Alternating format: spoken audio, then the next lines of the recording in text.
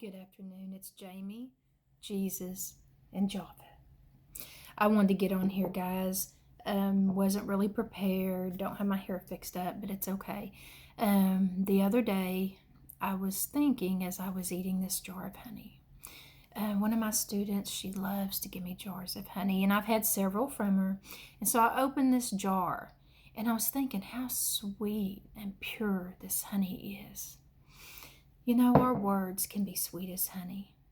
We've all tried to teach our children, when they've dealt with things or someone said something ugly. I remember telling my kids lots of times, sticks and stones may break your bones, but words will never hurt you.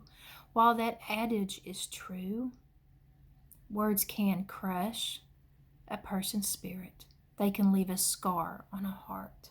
We've all experienced things on our life where our hearts has suffered. We've heard words in our life that have been critical, that has taken away from any faith, any hope, any love at that time we felt. But I've tried to teach my boys since they were little, and it's something my grandma taught me, and she stood on this, was your words can have life and power, or they can bring forth death. Creative words bring creation. I believe that. Hurtful words destroy, and that's what crushes the heart and the spirit and leaves a scar on it. Words that destroy a person are like toxins, poison going in their body. But faith-filled words bring life, encouragement, faith, and it's like a plant getting a drop of water.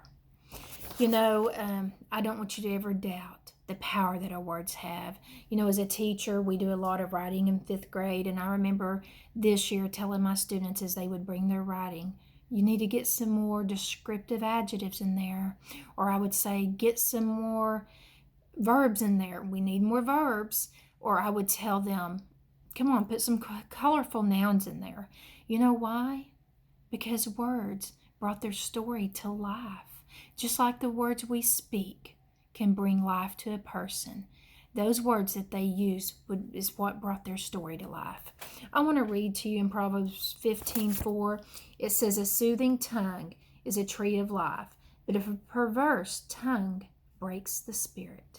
We all can choose to be that tree of life, or we can break someone's spirit, discourage and hurt them, and use words that crush them. Our words, guys, can not only build up and strengthen one another, but it can bring our loved ones back to the arms of Jesus.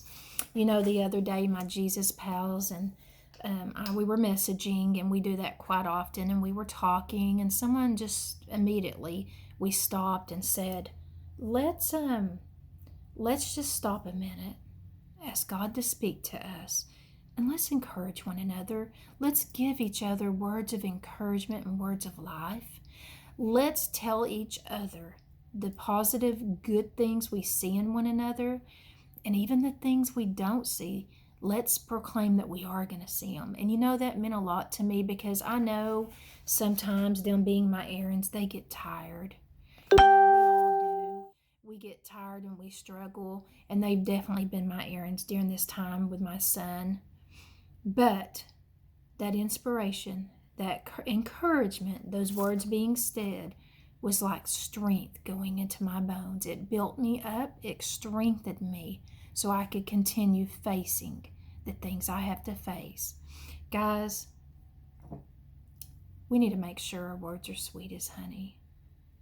You don't realize you're pouring life into others.